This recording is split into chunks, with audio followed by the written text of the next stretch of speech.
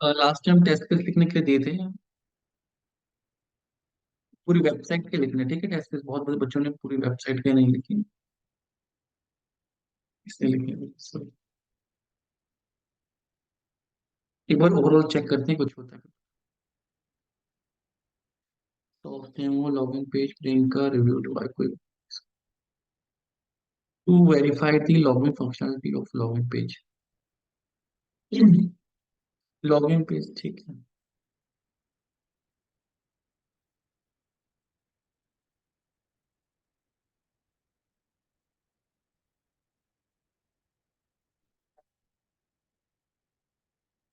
ठीक है,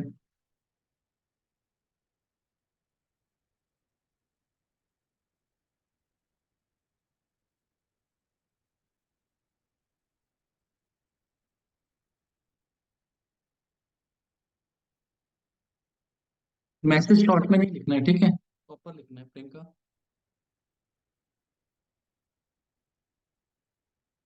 और जो मैसेज होगा ना उसको डबल कोट्स में तो अलग से वो दिखे।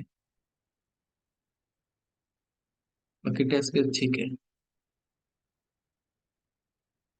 ये चेंजेस हैं। और होम पेज के टू वेरीफाई, ये होम पेज के नहीं है, ये तो लॉगिन पेज के हैं ना।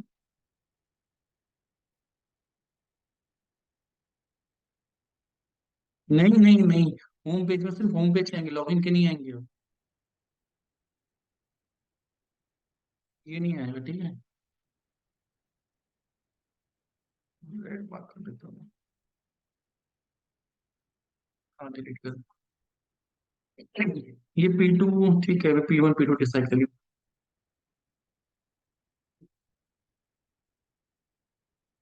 To verify the functionality of home page by clicking on all the buttons, नहीं, होम पेज की फंक्शनैलिटी थोड़ी चेक कर रहे हो।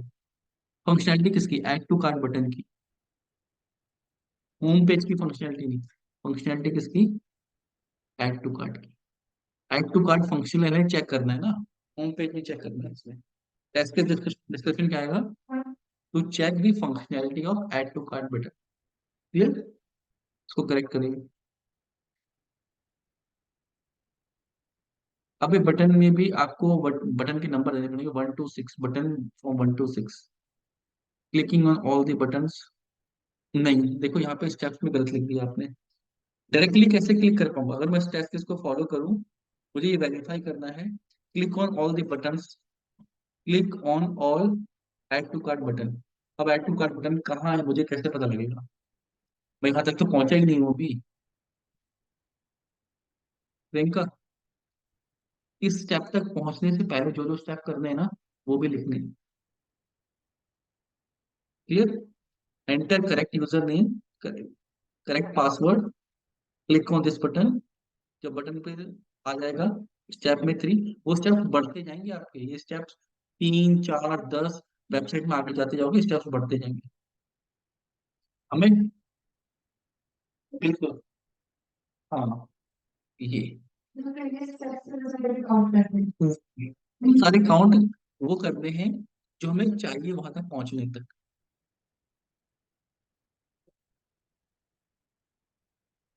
ठीक है, click on drop down menu. हाँ बिल्कुल, हाँ हाँ, देन फिर ये आगे स्टार्ट करना। हाँ, कौन सा बटन क्लिक करे, बटन की नंबरिंग कर सकते हो, नेम दे सकते हो, ऑल 6 कर सकते हो, ऐसे नहीं करना all add to cart button. All कितने, वहां पे 6 है तो 6 के 6 वर्क करने चाहिए, नंबर स्पेसिफिक होना चाहिए। Click on remove button, click on back to product link. ठीक है, जो भी आप उसमें करोगे वो प्रॉपर मेंशन करोगे। To check when user click on, नहीं, डेटा में कहाँ आएगा चेक करना, ये गलत लिखा है आपने। अगर डेटा नहीं है तो नहीं लिखना है। और उसमें बटन क्लिक के लिए कोई डेटा नहीं चाहिए। अब लॉगिन यूजर ने पासवर्ड दे सकते हो, उससे ज्यादा कुछ नहीं, जहाँ पे डेटा नहीं आएगा, ये स्टेप्स में आएगा। यहाँ पे हाँ, जबरदस्ती नहीं लिखना, अगर नहीं है डेटा तो नहीं लिखना, ये तो डेटा है ही नहीं ना। तो स्टेप्स है, तो एक्सपेक्टेड रिजल्ट हो गया कि आप इस पे क्लिक करो तो यहाँ पे जा रहे हो, इस पे क्लिक करो तो यहाँ पे एक्सपेक्टेड रिजल्ट में लिखोगे। नहीं, नहीं। Clear. Click on drop down, click on all item. ठीक है, ये वो सही करोगे फिर चेक करेंगे। दूसरे आते हैं, बस योर कार्ड। हाँ, फिर वो सेम ही, बाकी तो ठीक लग रहे हैं, बाकी टेस्ट केस आपको ठीक लिखे। आ गया आपको टेस्ट केस लिखना। ठीक है, एक बार। हाँ, ठीक। ठीक है। और ये सुधांशु ने भेजा था शायद।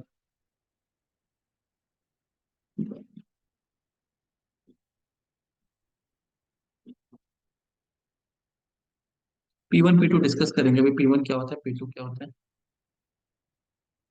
टेस्ट केस डिस्क्रिप्शन लिखना है सुधांशु। डिस्क्रिप्शन। 1 2 में डिस्क्रिप्शन कैसे हो सकता है। ये टेस्ट केस किस बारे में। Inter valid name, enter the valid password, है तो स्टेप में आ गए। डिस्क्रिप्शन क्या कर रहे हैं इस टेस्ट केस में, बताओ। पहले तो लॉगिन पेज, इस टेस्ट केस में कर क्या रहे हैं। लॉगिन तो बाद में कर रहे हैं। कर क्या रहे हैं इस टेस्ट केस में, क्या करना चाह रहे हैं। यूजर और पासवर्ड चेक कर रहे हैं, मतलब लिखना है। ठीक है, जैसे यहाँ देखो।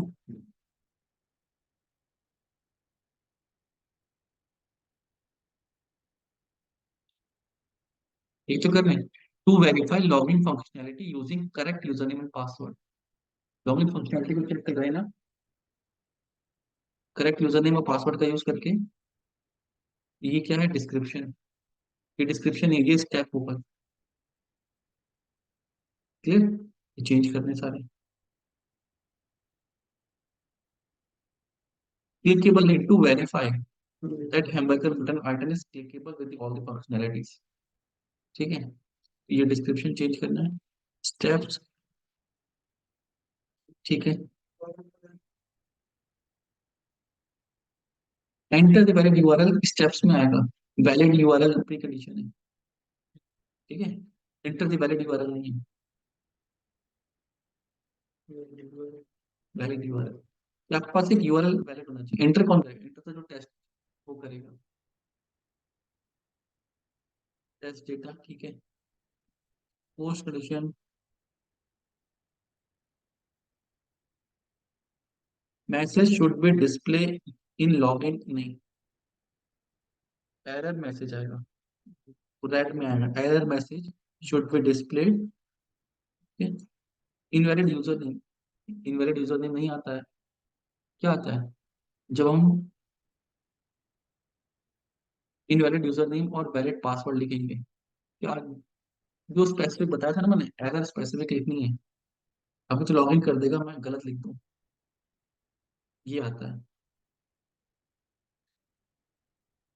ये मैसेज वहां पे जाना चाहिए टेस्ट केस में कि ये आना चाहिए।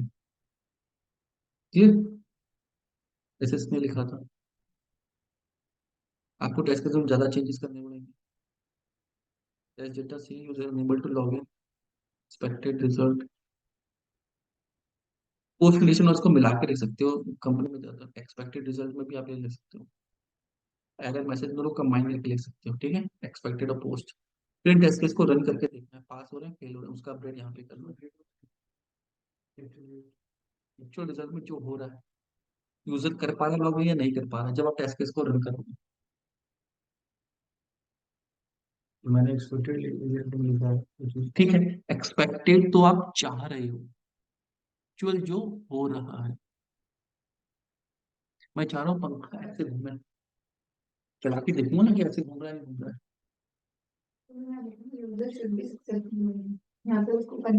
यूजर इज सक्सेसफुल लॉगिन, ऐसे नहीं। क्लियर। ठीक है, चेंजेस करना उसको। ये टेस्ट उसके भी उसके भी तुमने कहाँ शेयर किया, व्हाट्सएप पे शेयर करेंगे। ईमेल, क्यों हो रहा है? आप शेयर करो इसका व्हाट्सएप पे, हेल्प करो उसको। मेल पे करना, मेल पे करना।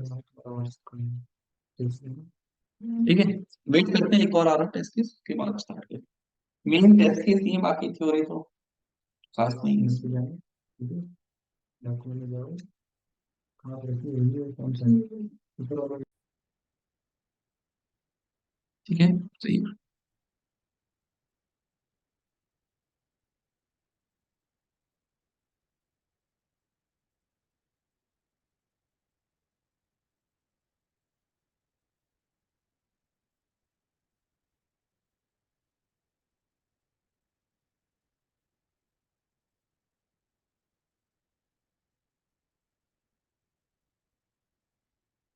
टेस्ट डेटा में लिखना है, ठीक है,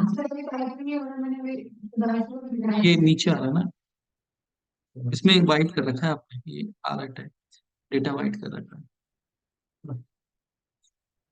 ये लग रहा है ऊपर से ना, ठीक है, इसको करो, वो डेटा वाइट आ रहा है उसमें। ठीक है,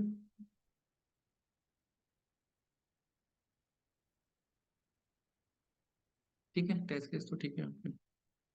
लेकिन अभी और लिखोगे तब पता लगेगा, ये तो ऑलरेडी लिखे हुए दिए थे मैंने। ठीक है ना? मैं थोड़ा अपने सीखा रहा था, इसलिए थोड़ा फिट हो गया। हाँ, प्रैक्टिस मल्टीपल टाइम लिखोगे ना, अभी धीरे धीरे आ जाएगा। आगे तो ठीक है, स्ट्रक्चर तो ठीक है। समझना क्या है, समझना, ये लिखना इंपॉर्टेंट नहीं है, समझना ये ऑप्शन है कि कहाँ पे क्या, डिस्क्रिप्शन में क्या लिखना है, टेस्ट टैब में क्या लिखना है, प्री कंडीशन क्या होना चाहिए, टेस्ट डेटा क्या होना चाहिए, एक्सपेक्टेड रिजल्ट क्या है, ये इंपॉर्टेंट है। आगे तो इंग्लिश ही है, वो लिखते लिखते इंप्रूव हो जाएगी। क्लियर? किस कॉलम में क्या लिखना है ये इंपॉर्टेंट है, ये मैनुअल टेस्टर का काम। सही तरीके से लिखना सेकंड स्टेप में है। कि लिखना तो है, क्या लिखना है ये तो पता होना चाहिए, फिर उसको कितने अच्छे स्टेप्स में लिखना है कि रीडेबल हो, जितना अच्छे से लिखोगे उतना ज्यादा रीडेबल। क्लियर? थ्योरी में आते हैं।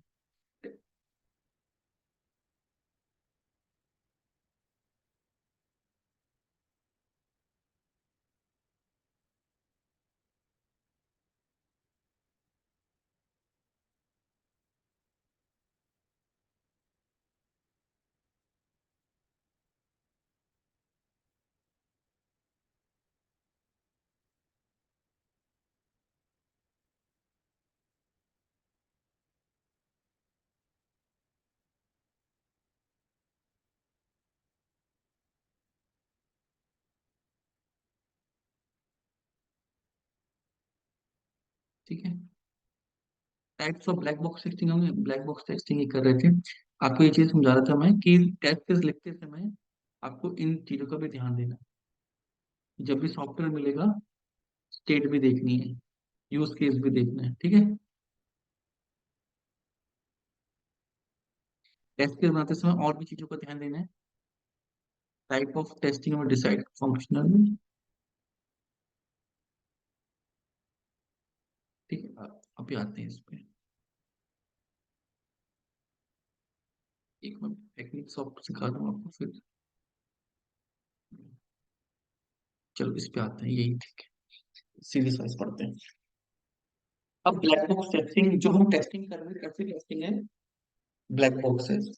ठीक है, अब हमने पहले भी डिस्कस किया था कि दो टाइप की होती है, फंक्शनल, नॉन फंक्शनल। तो हम कौन सी टेस्टिंग कर रहे हैं, functional testing. Functional testing clear है, is to compare the actual result with the expected result। अब समझ में आ रहा है दोनों में डिफरेंस क्या है? सुधांशु आगे पूछ रहे थे, एक्चुअल क्या है, एक्सपेक्टेड क्या है। एक्चुअल जैसा वेबसाइट में हो रहा है, एक्सपेक्टेड जैसा हमें चाहिए। फैन का एग्जांपल दिया था ना, एक तो होता है कि खाना बन रहा है, कैसा बना है, एक तो कैसा बनना चाहिए था।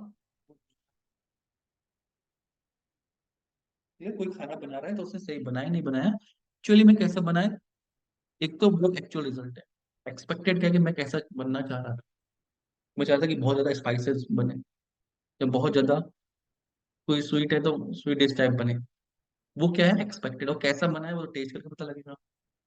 जो टेस्ट करके पता लग रहा है वो क्या है, एक्चुअल। एक्चुअली बनना सेम वेबसाइट में होता है। कि एक्चुअली वेबसाइट में क्या हो रहा है, हम पहले एक्सपेक्टेड लिखते हैं, इसमें उल्टा होता है। पहले हम एक्सपेक्टेड लिखते हैं कि ऐसा होना चाहिए, फिर जाके चेक करते हैं कि ऐसा हो रहा है। Clear? That is what testing. Functional testing to verify the functionality of a software application, whether the function is working according to the requirement specification. अब वो कैसे वर्क करना चाहिए, रिक्वायरमेंट के हिसाब से, एसआरएस के हिसाब से। ठीक है। एक्चुअल में एसआरएस भी नहीं होता, आपको यूजर स्टोरीज मिलेंगी, मैं भी बताऊंगा। एसआरएस को ब्रेक करके यूजर स्टोरीज बनाई जाती है। Goal of functional testing, tester does verification of the requirement specification in the software application. जो रिक्वायरमेंट है उसको वेरीफाई करता है कि ऐसी रिक्वायरमेंट ठीक है नहीं है। टेस्टर क्या करेगा, प्लान बनाएगा, टेस्ट केस, टेस्ट सिनेरियो, कब तक करूंगा, कैसे करूंगा, डिजाइन करेगा test case. After designing test case, tester will make a documentation of a traceability matrix. Last time बताया था आरटीएम बनती है, इंडेक्स बनाने को बताया था टेस्ट केस में, वो भी बनाने नेक्स्ट टाइम से। लिंक करना बताया था ना एक्सेल का, सिनेरियो उसका लिंक करना स्टार्टिंग वाले पेज में इंडेक्स बना के। हाँ, हो सकता है कि मैंने अलग में बनाया हो। Tester will execute the test case design. इसको फॉलो किया करो, जो नोट्स है ना इनको भी देखा करो। ठीक है। एक्चुअल में ये स्टेप्स होते हैं। रिक्वायरमेंट स्पेसिफिकेशन क्लियर है, टेस्ट प्लान क्लियर है, डिजाइन, टेस्ट प्लान मतलब कि सिनेरियोस को ढूंढ, टेस्ट केस लिखना, ट्रेसेबिलिटी मैट्रिक्स बनाना कि रिक्वायरमेंट कौन कौन सी है, मैंने कितने टेस्ट केस ढूंढ लिए, कौन कौन से टेस्ट केस लिख लिए, एग्जीक्यूट करना टेस्ट केस को, एग्जामिन करना पास हुए फेल हुए, डिफेक्ट मैनेज करना, डिफेक्ट आए उनको मैनेज करना। क्लियर? क्या क्या चेक करना है आपको, बेसिक यूजेबिलिटी। यूजेबिलिटी मैंने पहले बताया था कि ease of using a software, कि कितनी आसानी से आप उसको यूज कर पा रहे हो। काम तो कर रहा है लेकिन वो बहुत ज्यादा कंफ्यूजिंग है तो आप उसमें भी डिफेक्ट कर सकते हो कि वो फ्लोलेसली काम नहीं कर रहा। एक्सेसिबिलिटी, कि सारे फंक्शन आप एक्सेस कर पा रहे हो नहीं कर पा रहे हो, मेन जो फंक्शन चल रहे हैं वो सही चल रहे हैं नहीं चल रहे हैं। आपको कुछ प्रो यूजर था, कोई नॉर्मल यूजर है, तो किसको कितना एक्सेस है किसके पास। ऐसा तो नहीं जो बेसिक यूजर है उसको प्रो वाले फीचर भी मिल रहे हैं, ये भी चेक करना है। मेन लाइन फंक्शन, जो मेन मेन क्राइटेरिया फंक्शन है वो काम करना चाहिए। एरर कंडीशन, कहीं कुछ एरर आ रही है तो उस एरर के ऊपर मैसेज कितना प्रॉपर आ रहा है, क्या उस मैसेज को पढ़ के पता चल रहा है कि वो ठीक बता रहा है नहीं।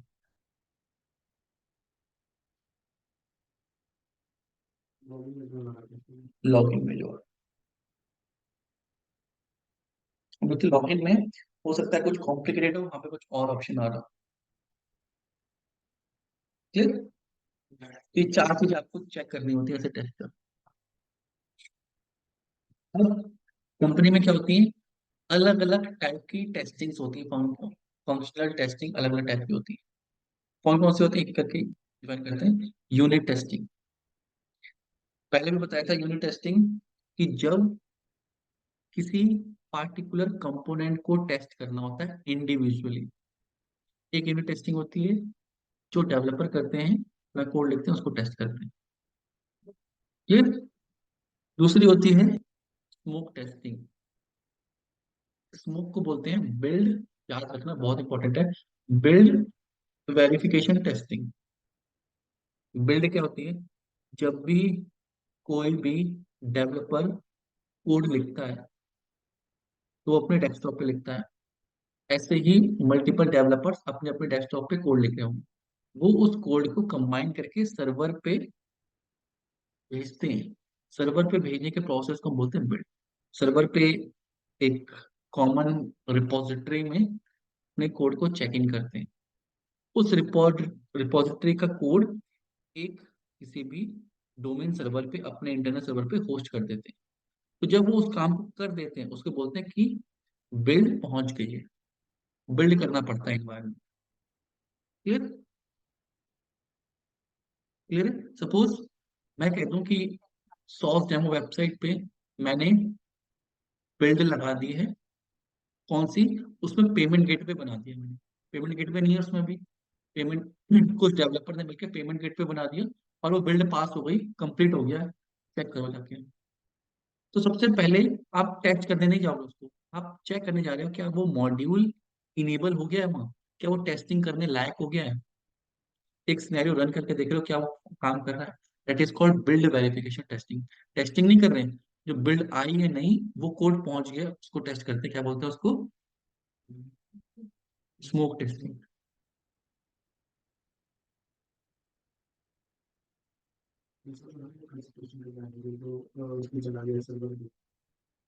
सर्वर का लॉग जाके देखोगे ना सर्वर।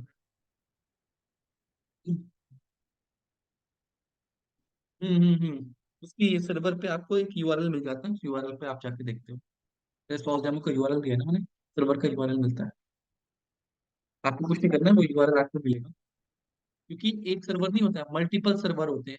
आपने एक सर्वर में चेक कर लिया, अब इसको जाके आगे बढ़ाना है, प्री प्रोडक्शन सर्वर पे है। तो सारी टेस्टिंग कंप्लीट कर ली, एवरीथिंग बहुत ठीक है। लेकिन ये चीजें जाके प्री प्रोडक्शन सर्वर पे है, तो उसमें जाके एक स्मोक टेस्टिंग करोगे कि जो टेस्टिंग यहाँ करोगे वो फीचर पहुंच गया नहीं पहुंच गया, इनेबल हो गया नहीं हो गया।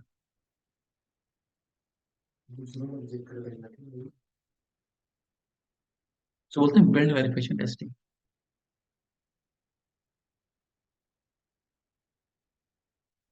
नहीं, टेस्टर। अगर मैं आपसे कहूंगा कि स्मोक टेस्टिंग करो, मतलब मैं आपसे पूछ रहा हूँ कि कोई फीचर जाकर उसको टेस्ट करो, वो बिल्ड पहुंच गई नहीं पहुंच गई।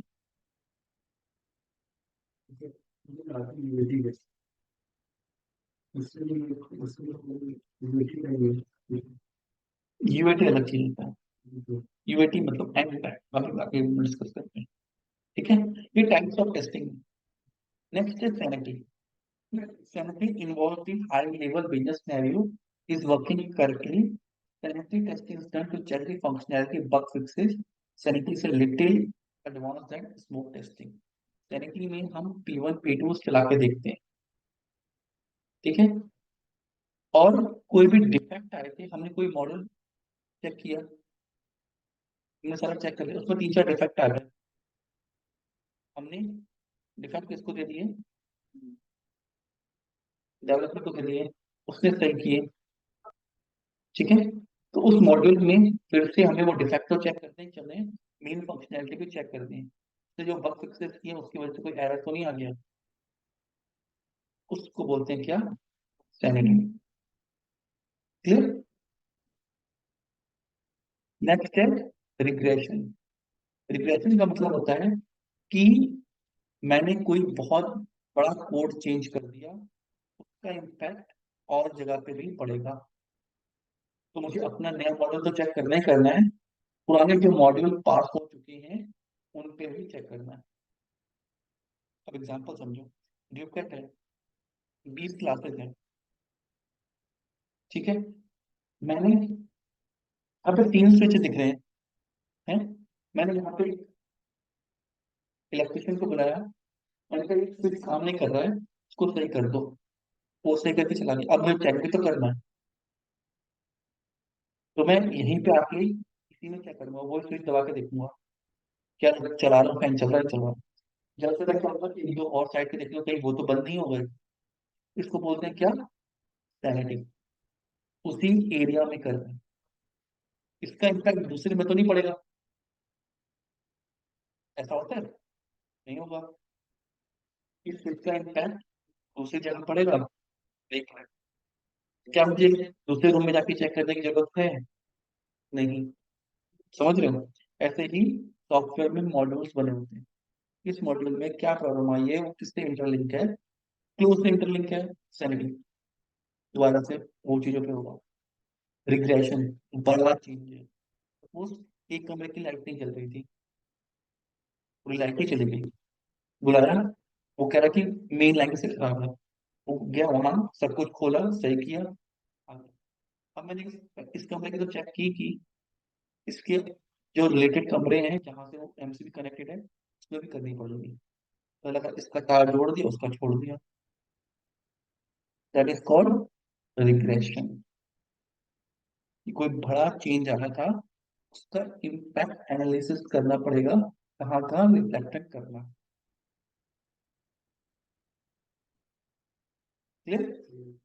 तो सैनिटी और रिग्रेशन पे इंटरव्यू में क्वेश्चन आएगा ही आएगा। सेम मॉड्यूल में चेंजेस है, छोटे चेंजेस है सैनिटी, बड़े चेंजेस है, बिगर चेंजेस है regression. Smoke testing, build verification testing, करना वही है जो टेस्ट केस लिखे थे वही है, लेकिन एक टाइम पे कितने रन करने हैं, ये टेस्टर का काम है। तो बोलेगा सैनिटी करनी है तो आप पता चाहिए कि ये टेस्ट केस सैनिटी का, रिग्रेशन करनी है तो मुझे इसके भी रन करने हैं, और जो इससे लिंक है उसके भी करने हैं। क्लियर। इंटीग्रेशन, दो चार मॉडल को जब जोड़ के टेस्टिंग करते हैं, इंटीग्रेशन व्हाइट बॉक्स क्लियर है, ब्लैक बॉक्स क्लियर है। यूएटी, यूएटी बोलते हैं क्लाइंट टेस्टिंग को, पहले बताया था। जब क्लाइंट से हमने तो टेस्टिंग कर ली, ठीक है, alpha beta testing, final phase of testing is user accept before releasing the software to the market और प्रोडक्शन एनवायरनमेंट। क्लाइंट को दिखाते हैं, उससे परमिशन लेते हैं कि पास है, उस प्रोसेस को बोलते हैं UAT. Clear. Retesting, retesting type of testing performed to check the test case that were unsuccessful in the final execution are successfully passed before the defect case। तो टेस्ट केस फेल हो गए थे उनको दोबारा से टेस्ट करना, that is called retesting. Database testing, website का data जहां जा रहा है उस डेटा को टेस्ट करना, that is called database testing. ये भी हम करेंगे आगे आगे, सीक्वल क्वेरी सीखेंगे कैसे चेक करते हैं। एडहॉक टेस्टिंग, एडहॉक होता है इनफॉर्मल वे ऑफ टेस्टिंग, कि हमने कोई टेस्ट केस नहीं लिखी, जबरदस्ती वेबसाइट में कुछ भी करके देख रहे हैं। टेस्टिंग करने का ये भी तरीका है कि कोई सिनेरियो हमारे दिमाग में नहीं आ रहा लेकिन हम उल्टा सीधा करके देख रहे हैं, कुछ भी हाथ पैर मार के देख रहे हैं, उसको बोलते हैं मोंकी या गोरिल्ला टेस्टिंग। कि हम कुछ भी जंप करके देख रहे हैं उधर से, कुछ कहीं भी ब्रेक कर रहे हैं, हमारा जो मोटिव है कि एप्लीकेशन को ब्रेक करो, डिफेक्ट ढूंढो। नॉर्मल तरीके से भी कर रहे हैं और उल्टा सीधा तरीके से बटन दबा के इधर उधर चार पांच बार क्लिक करके कुछ मिल जाए, defect. That is called ad hoc. Aim to break the system. Recovery, crash testing, कुछ कंपनी सिक्योरिटी में क्या करती है, अपनी वेबसाइट को खुद से क्रैश करती हैं जानबूझ के, और डेवलपर को देते हैं कि हम कितनी जल्दी इसको अप कर सकते हैं, जैसे फायर ड्रिल होती है। स्टैटिक टेस्टिंग, टेस्टिंग एक तो होता है कि टेस्टिंग करना, एक होता है टेस्टिंग के प्रोसेस को फॉलो करना। जैसे हमने टेस्ट केस लिखे और टेस्ट केस को रिव्यू करवा रहे हैं, तो वो भी तो काम है, इसको बोलते हैं स्टैटिक। टेस्टिंग कर नहीं रहे हैं, लेकिन टेस्टिंग करने के लिए टेस्ट केस लिख रहे हैं और उनको भी रिव्यू करा रहे हैं कि हमने टेस्ट केस अच्छे से लिखे नहीं लिखे। That is called static testing, कि हम प्रोसेस को फॉलो कर रहे हैं।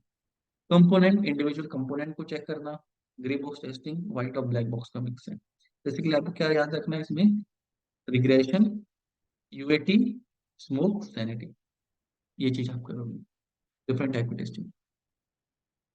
नॉन फंक्शनल टेस्टिंग, इसमें हम क्या करते हैं, लोड टेस्ट करते हैं, सिक्योरिटी टेस्ट करते हैं, पोर्टेबिलिटी, अकाउंटेबिलिटी, रिलायबिलिटी, एफिशिएंसी, ये सारी चीजें चेक होती हैं। इसके लिए अलग अलग सॉफ्टवेयर आते हैं, फिर इसके एडवांटेज डिसएडवांटेज लिखे हुए हैं, आप नोट से पढ़ सकते हैं। नॉन फंक्शन हमारे पार्ट नहीं है। तो आपको क्या ध्यान रखना है, रिग्रेशन, जब भी कोई बोले रिग्रेशन टेस्टिंग, उस मॉड्यूल से रिलेटेड मॉड्यूल पे चेक करना है। Sanity, same module with defect.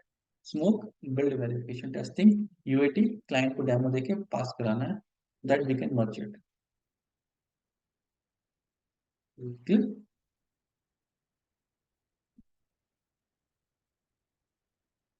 इसमें डाउट है किसी को।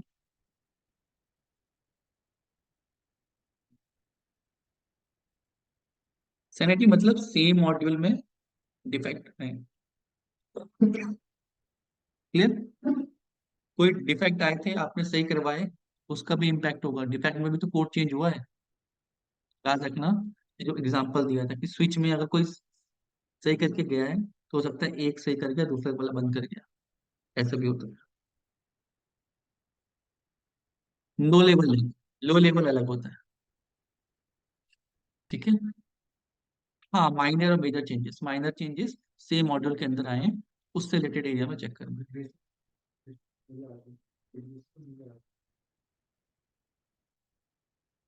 Clear. Low level high level अलग चीज होती है, क्लियर होगी।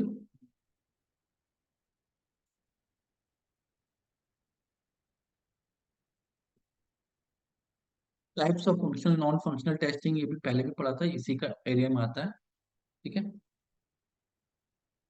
फंक्शनल टेस्टिंग के टाइप्स में ये आते हैं, यूनिट टेस्टिंग, ये पैरामीटर होता है, यूनिट करते हैं। इंटीग्रेशन सिस्टम एक्सेप्टेंस, एक्सेप्टेंस मतलब यूएटी, सिस्टम टेस्टिंग मतलब मल्टीपल डिवाइसेस पे चेक करना है, इंटीग्रेशन दो मॉड्यूल को चेक करना है। यूनिट्स, सबसे पहले हम यूनिट करते हैं, इंटीग्रेट के सिस्टम पर एक्सेप्टेंस। क्लियर। ठीक है। एक एक मॉड्यूल को चेक करना, that is called unit testing, आपस में मिला के integration testing. Clear. Non functional testing जब की बात की जाती है तो उसमें आता है परफॉर्मेंस टेस्टिंग, लोड, कितनी जल्दी वेबसाइट लोड हो रही है, स्टेबिलिटी कितनी, कितने लोग आ रहे हैं तब भी वेबसाइट स्टेबल है, क्रैश नहीं हो रही है, वो सारी चीजें हम इसमें करते हैं। Performance, load, stress, scalability, stability. Clear. वो आपसे पूछ लेंगे, फंक्शनल नॉन फंक्शनल पूछ लेंगे, इससे ज्यादा नहीं पूछेंगे, इसलिए मैं नॉन फंक्शनल बता देता हूँ। नॉन फंक्शनल में ये सारी चीजें, नॉन फंक्शनल आपका एरिया नहीं है। क्लियर। क्योंकि मैनुअल टेस्टिंग एंड यार कोई कोर्स नहीं होता है ना यहाँ पे, कि जैसा नहीं है कि 12 चैप्टर है तो 12 ही आएंगे। समझ रहे हो। 12th का एग्जाम देते हैं तो पता है कि 12 चैप्टर है, उसी में से है, बाकी आउट ऑफ सिलेबस है। यहाँ कुछ आउट ऑफ सिलेबस नहीं होता, आपका डोमेन होता है, आपको डोमेन के बारे में सब कुछ पता होना चाहिए। क्लियर है। नेक्स्ट है टेस्ट केस डेवलपमेंट, जो भी हमने टेस्ट केस लिखना सीखा था ना, टेस्ट प्लान, ठीक है, टेस्ट सिनेरियो, टेस्ट केस, तीन चीजें हैं इसमें। प्लानिंग का मतलब एक मैनेजर एक डॉक्यूमेंट प्रिपेयर करता है, उसमें लिखा होता है ऑब्जेक्टिव, कि हम क्या करने वाले हैं, स्कोप, कि क्या क्या चीजें टेस्ट करेंगे, हमारी अप्रोच कौन सी रहेगी, टेस्ट इन्वायरमेंट कौन से होंगे, कौन सी मेथोलॉजी, कौन सा तरीका हम फॉलो करेंगे, रोल्स एंड रिस्पॉन्सिबिलिटी किसको मिलेगी, कितना एफर्ट लगेगा, एंट्री और एग्जिट हम किसको बोलेंगे। क्लियर है। तो डॉक्यूमेंट मैनेजर प्रिपेयर करता है, इस डॉक्यूमेंट को बोलते हैं टेस्ट प्लान। फिर आप क्या करते हो, उसमें से सिनेरियो ढूंढते हो, जो भी काम आपको मिला है, सिनेरियो से क्या बनाते हो, टेस्ट केस बनाते हो, टेस्ट केस का आपको टेम्पलेट मिलेगा। ठीक है। और आरटीएम को फिल करते हो। क्लियर। आरटीएम का भी फॉर्मेट होता है प्रॉपर, आरटीएम का फॉर्मेट कुछ इस तरीके से है, अलग अलग कंपनी में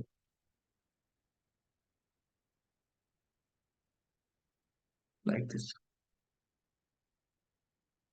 रिक्वायरमेंट नंबर कौन सी थी, requirement description, test case, pass and fail, कुछ पास एंड फेल को भी रखते हैं, लाइक कोई डेप्थ में बनाएगा तो इस तरीके से। क्लियर। टेस्टिंग टेक्निक, टेक्निक पे कुछ और भी टेक्निक यूज होती है, जैसे हमने पहले पढ़ी थी, कुछ और भी टेक्निक है, ये पार्टिकुलर टेस्ट केस, वो टेस्ट सिनेरियो ढूंढने के काम आती है, पहले वाले टेक्निक, ये आती है डेटा के लिए। पहली टेक्निक है एरर गेसिंग। ठीक है। इसमें क्या होता है, no specific method to identify the error. आप क्या करते हैं, कोई फॉर्म मिला है, ब्लैंक एंट्री करके देख रहे हो, मल्टीपल टाइम एक ही अल्फाबेट दबा के देख रहे हो, enter black blank space into the text, इसको लिखते नहीं लेकिन करके देखते हैं, नल पॉइंटर एक्सेप्शन, कोई ब्लैंक एंट्री खाली करके देख रहे हो, कुछ भी नहीं डाल रहे हो तो क्या आ रहा है, इनवैलिड पैरामीटर डाल के देख रहे हो, डिवाइड बाय जीरो करके देख रहे हो, किसी मैक्सिमम लिमिट है फाइल अपलोड करने की, दो आप 10 फाइल एक साथ अपलोड करके देख रहे हो कि क्या हो रहा है। ठीक है। तो ये कुछ भी एडहॉक में एरर फाइंड करने की कोशिश कर रहे हो, गैस करके कि ऐसा हो सकता है, ऐसा हो सकता है, ऐसा हो सकता है। क्लियर। पर्पस क्या है, to deal with all possible errors, या आपको हर तरीके के एरर मिल जाए which can not be identified informal, normal तरीके से करोगे तो हो सकता है कुछ छूट जाए। The main purpose of error casing technique is to deal with all possible errors that cannot be identified. It must contain all-inclusive set of test cases without skipping any programmatic area without involving test case. Repetition से बचना है। Clear. Repeat test case नहीं होनी चाहिए। Disadvantage क्या है? Advantage ये है कि गुड अप्रोच है, चैलेंजिंग पार्ट में बहुत सारा टेस्ट केस अगर आपको बन रहे हैं तो उससे आप, जैसे हमने पढ़ा था डिसीजन टेबल, कि मल्टीपल टेक्स्ट बॉक्स को कंबाइन करके आप कर सकते हो, तो उस अप्रोच के साथ इसको आप यूज कर सकते हो। क्लियर? अब उसमें डिसएडवांटेज क्या है कि ये पर्सन ओरिएंटेड है rather देन प्रोसेस ओरिएंटेड। मतलब कि पर्सन टू पर्सन डिपेंड करे कि वो कैसे चेक कर रहा है। कोई प्रोसेस नहीं है जिसको आप फॉलो कर रहे हैं, टेस्ट कहते हैं प्रॉपर प्रोसेस है कि सब ऐसे ही फॉलो कर रहे हैं, इसमें कोई प्रोसेस नहीं। डिफाइंड करने का एक तरीका है कि हम ऐसे करके डिफाइंड भी ढूंढ सकते हैं। क्लियर? तो एरर ट्रैकिंग टेक्निक भी होती है। दूसरी है इक्विवेलेंस पार्टीशनिंग, इसको ध्यान से समझना, ये इंपॉर्टेंट है कि आपको कोई भी डेटा को हमेशा इक्वली पार्टीशन करना है, और जो डेटा जिस कैटेगरी का है वो उसी कैटेगरी के कॉलम को फॉलो करे। कहने का मतलब, जैसे ये डेटा बना हुआ है, एंटर ओटीपी नंबर। क्लियर? अब उसको ध्यान से समझो, ऐसा कोई डेटा है,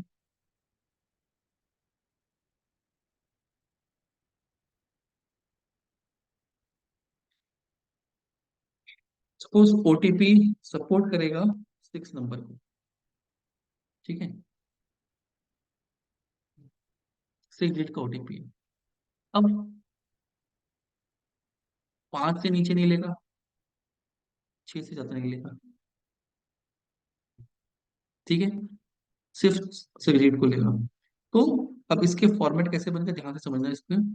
एक है इनवैलिड, इनवैलिड, वैलिड, वैलिड। मैं दो इनवैलिड सिनेरियो, इनवैलिड, दो वैलिड ले लिए।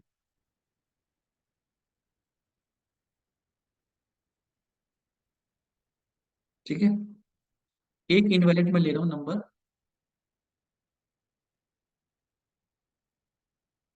इसी का एग्जांपल लेता हूँ तभी आपको याद आ जाएगा।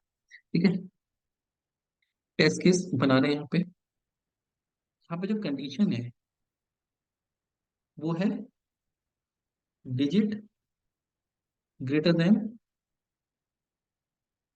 6, 6 से बड़ी डिजिट्स। अब यहाँ पे कुछ भी हो सकती है, जो भी चेक करना है। वो कोई 6 डिजिट का नंबर आप इसमें एंटर कर सकते हो। क्या मैं सभी नंबर को टेस्ट करूंगा यहाँ पे? नहीं। क्लियर है? 6 डिजिट से बड़ा नंबर कोई भी, 5, 6, 7, 8, 9, 10, कितने भी नंबर, तो कुछ डेटा मैं यहाँ पे प्रिपेयर कर लूंगा। लेस देन 6, यहाँ पे कितना आ सकता है? 6 डिजिट है, 4 डिजिट का नंबर, 3 डिजिट का, 2 डिजिट का, तो कुछ नंबर ऐसे प्रिपेयर करूँ। डिजिट इक्वल टू 6, और दो मैंने टेस्ट केस बनाए, तो जितने इनवैलिड बनाएंगे उतने वैलिड भी बनाएंगे। ठीक है, तो यहाँ पे जो भी 6 डिजिट का ओटीपी आ रहा है या कोई भी नंबर आ रहा है, उसको हम लेंगे। इसको बोलते हैं इक्वल पार्टीशन। मैं कोई भी नंबर ट्राई करके देखूं तो वो अपने ब्लॉक को, अपनी प्रॉपर्टी को सेटिस्फाई कर रहा हो। ओटीपी की बात नहीं, एक नॉर्मल नंबर की बात कर रहे हैं। ठीक है, ओटीपी तो प्रॉपर उसमें फॉर्मेट में रहता है, लेकिन किसी नंबर की बात करें कि 6 डिजिट का वो ले रहा है। पासवर्ड जैसे आप मान पासवर्ड ले सकते हो, वैलिड और इनवैलिड देखना है तो पासवर्ड क्रिएशन दे सकते हो, वही तो एग्जांपल के लिए दिया हुआ था। ठीक है ना? इस तरीके से अब इसका बिहेवियर कैसा होगा, ये इसकी तरह ही होगा। अब इसमें सारे नंबर टेस्ट करके नहीं देखने, कुछ पार्टीशन कर दिया, इक्वलेंस पार्टीशनिंग, कुछ वैलिड ले लिए, कुछ इनवैलिड ले लिया, इसी डेटा को ट्राई करना है। क्लियर? इसको बोलते हैं हम क्या? Equivalence partitioning technique. ये चीज क्लियर है? नेक्स्ट टेक्निक है boundary value analysis. Boundary value analysis कहता है कि सबसे ज्यादा जो गलतियां होती हैं वो बाउंड्री पे होती हैं। जैसे एज, वोटिंग एज है, इंडिया में क्या है, वोटिंग एज 18 है। तो अगर मुझे डेटा को पार्टीशन करना है, ठीक है, क्लियर, तो age less than 18, age equal to 18, और क्या हो सकता है, age greater than 18। Less than 18 में 1 2 4 11, इक्वल टू 18 में तो 18 में आएगा। ग्रेटर देन 18 में कुछ भी एज आ सकती है, जो भी 18 से बड़ी है। क्लियर है। अभी तो हमने इक्विलेंस पार्टीशनिंग कर दिया, और इसमें बाउंड्री वैल्यू कहता है कि जो सबसे ज्यादा गलतियां होंगी लॉजिक लिखने में, वो कहाँ होंगी, 18 पे। तो आपको 17 चेक करना ही करना है, 18 चेक करना ही करना है, 19 चेक करना ही करना है। क्लियर है। बाउंड्री क्या है, 18। 18 पे इन और आउट है ना, तो 18, 17, 18, 19 बहुत इंपॉर्टेंट हो जाता है। यहाँ पे तो ये डिलीट तो चेक करनी ही करनी है। पूरा एक मैदान है, कैच करता है ना कोई फील्डर, सबसे ज्यादा कंफ्यूजन कहाँ होती है, कैच हुई नहीं हुई है बाउंड्री पे, कि वही लाइन है। जो हमारी लॉजिक की लाइन होगी ना, गलतियां कोडिंग करते समय वहीं पे होती है, लॉजिक बिल्ड करते समय, तो वो तो चेक करना इंपॉर्टेंट है। अगर मैं कह दूं कि वोटिंग का राइट उसी को जिसकी एज 18 से 60 है, ठीक है, तो 60 पे भी आपको चेक करना इंपॉर्टेंट हो जाएगा। 61 पे नहीं होनी चाहिए, तो यहाँ पे इनवैलिड डेटा में 61 आ जाएगा, 62 आ जाएगा। 99, 2000 वो नंबर तो होना ही चाहिए, लेकिन 61 कंपलसरी है। वहां पे ऑप्शन है, आप 99 करो, 98 करो, लेकिन 61 कंपलसरी है। तो गलती वहीं पर, 59 कंपलसरी है, 17, ऐसा नहीं कि और नंबर इंपॉर्टेंट नहीं, इंपॉर्टेंट है, लेकिन ये सबसे ज्यादा इंपॉर्टेंट है। ठीक है, मैं कहूंगा जिसके 40% मार्क्स आएंगे उसको अवार्ड मिलेगा। 40% मार्क्स जिसके आएंगे उसको अवार्ड मिलेगा। ठीक है, किसी के 40 आए, किसी के 39 आए, किसी के 41 आए, तो 41 वाले को तो क्लियर है भैया, मुझे तो मिलना ही मिलना। 39 वाले को, 40 वाले को कंफ्यूजन हो गया यार, 40 पे मिलना है नहीं मिलना। किसी के 39.5 आ गए, वो कहेगा राउंड ऑफ में तो 40 होते हैं, क्या मिलना है नहीं मिलना। अगर यहाँ पे लिखा है, अगर मैं ऐसे लिख दूं, उसको मिलेगा जिसके ग्रेटर देन 40% है, तो ये कंडीशन कैसी हो जाएगी, इनवैलिड। ये कैसी हो जाएगी, invalid. 40.1 invalid, 40.2 invalid, sorry greater than 40 है तो 40.1 वैलिड हो जाएगी, 40 तक इनवैलिड हो जाएगी। 40 से ज्यादा, तो चाहे एक हो चाहे दो, 39.7 कम है 40 से, वो नहीं होगा। इसी बाउंड्री में सबसे ज्यादा गलतियां होंगी। जब भी टेस्ट केस बनाओगे, नंबर वाला कोई ऑप्शन आएगा, तो इन कंडीशंस को ध्यान में रख के बनाने हैं टेस्ट केस। ये टेक्निक्स हैं, कौन सी कब यूज करनी पड़े,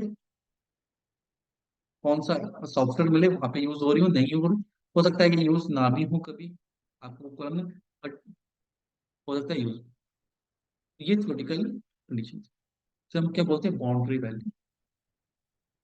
क्लियर हो गई। Error guessing, randomly numbers try कर रहे हैं, इक्विवेलेंट पार्टीशन करके देख रहे हैं नंबर्स का, बाउंड्री वैल्यू की बाउंड्री पर तो चेक करना ही करना है।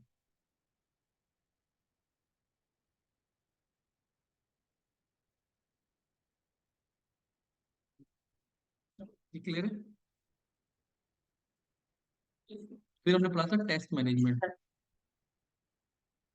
टेस्ट मैनेजमेंट मतलब कि जो टेस्टिंग के साथ साथ हम करते हैं, सिर्फ टेस्टिंग नहीं कर रहे हैं, टेस्टिंग के साथ साथ टेस्ट केस भी लिख रहे हैं, वो भी पार्ट है, रिपोर्टिंग भी कर रहे हैं, वो भी पार्ट है। क्या क्या आप, जो फाइल्स हम फिल कर रहे हैं, जो फाइल्स बना रहे हैं, वो किसका पार्ट होता है, टेस्ट मैनेजमेंट का। टेस्ट प्लान, टेस्ट केस को रिव्यू कराना भी हमारा पार्ट है, मैनेजमेंट स्किल्स बोलते हैं इसको। क्लियर। ट्रेसेबिलिटी मैट्रिक्स भी हमारी रिस्पॉन्सिबिलिटी है। ट्रेसेबिलिटी मैट्रिक्स इस तरीके से बनाओगे आप, रिक्वायरमेंट नंबर अभी 1 2 3 लिखोगे, कौन सा मॉड्यूल चेक कर रहे हो, हाई लेवल रिक्वायरमेंट क्या है, लो लेवल रिक्वायरमेंट क्या है, टेस्ट केस नंबर क्या है। हाई लेवल रिक्वायरमेंट मतलब मेजर मेजर सिनेरियोस, जैसे होम पेज में हाई लेवल रिक्वायरमेंट क्या हो गई, इसमें तो ज्यादा नहीं मिलेगा। हाई लेवल रिक्वायरमेंट हो गई प्रोडक्ट डिस्क्रिप्शन, hamburger मेनू, सॉर्टिंग, क्लियर, सिनेरियोस, जो ये main main high level scenarios. हाँ नहीं नहीं, क्लिक होना चाहिए तो आ गया छोटा टिप। क्या क्या चेक कर रहे हैं इसमें, मेन मेन चीजें क्या है। जैसे कोई लोन की कंपनी है, लोन देती है, personal loan, home loan, bike loan, car loan. तो मॉड्यूल कौन सा है, loan, bike loan, personal loan, car loan. अब वो पर्सनल लोन किसको भी दे रही है, लो लेवल सिनेरियोस, कि जिसकी इनकम 5 लाख से ज्यादा है और जिसकी सैलरी इतना है, उसके सिनेरियोस तो बनेंगे। तो वो थे लो, मतलब और डेप्थ में जाना। हाई लेवल मतलब ऊपर ऊपर के, क्लियर। और फिर उसके जो टेस्ट केस लिख रहे हैं उस टेस्ट केस के लिए, क्लियर, इसको बोलते हैं पार्टिंग। तो इसको देख के ही समझ में आ जाएगा यार, सारी चीजें कवर हुई है नहीं हुई है, क्लियर। ये आपको उस पर लिखने हैं इस तरीके से, जैसे ये loan, personal loan, personal loan for private employ, personal loan for government employ, personal loan for job employ, jobless, उसके कितने डिब्बे बन रहे हैं, पर्सनल लोन से ही कितने बन रहे हैं, कार लोन के ही कितने बन रहे हैं, होम लोन के ही कितने बन रहे हैं। एडवांटेज क्या है, ट्रैक करने के काम आता है, क्लियर। तो हर इंडस्ट्री में आपको ये मिलेगा, क्या, आरटीएम, बिल्कुल यूज है, हर उसमें आरटीएम बनेगा।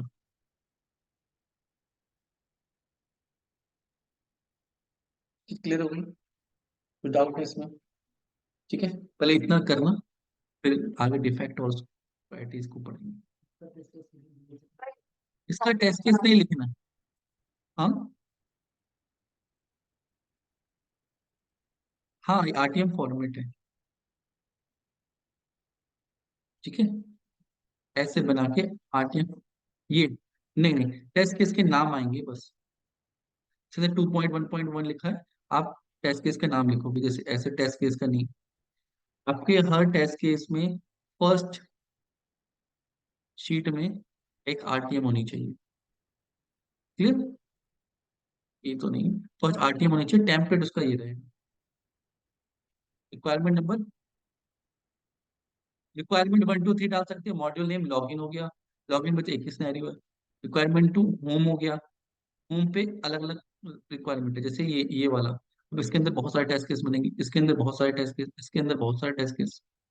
तो वो क्या होगा, अलग अलग लो लेवल सिनेरियो होगा। तो उसमें भी क्या चेक कर रहे हैं, हाँ इंडेक्सिंग होती है,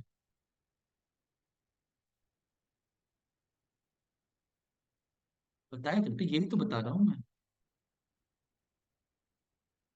हाँ इसी को बोलते हैं, ये तरीका है, मतलब जैसे बुक होती है ना, बुक के पहले पेज में इंडेक्स बना होता है, क्यों, ताकि हम बुक खोलते देख लें कौन सी चीज कहाँ पे है। वही आरटीएम का काम है, टेस्ट केस। मैं सिर्फ यहाँ पे देख के बता दूं कि टेस्ट केस बन गए नहीं बन गए। जिन टेस्ट केस की एंट्री यहाँ पे, मतलब वो टेस्ट केस बन चुके हैं, कौन कौन से पेंडिंग और कौन सा किससे रिलेटेड है, कौन सा सिनेरियो छूट गया। तो यहाँ से सिनेरियो चेक किए जाते हैं, कभी कभी इसके आगे पास फेल का भी लगा देते हैं, तो इसको रन करें कितने पास हुए कितने फेल, कौन से एनालाइज करने के लिए डेटा, कौन से हाई लेवल सिनेरियो, कौन से लो लेवल सिनेरियो फेल हो रहे हैं, ठीक है। तो आरटीएम फॉर्मेट कभी कभी इस तरीके से, वो टेस्ट केस आईडीज प्रायोरिटीज भी दी जाती है, कभी पास फेल इस तरीके से लिखा जाता है, डिपेंड करता है टेम्पलेट क्या है, ठीक है? हाँ बना सकते हो ना इसका फॉर्मेट, ठीक है। हाँ आरटीएम फॉर्मेट डाउनलोड कर लो ना इसका, आरटीएम फॉर्मेट डाउनलोड, ठीक है, मैंने उसमें शायद उसमें भी दे रखा है।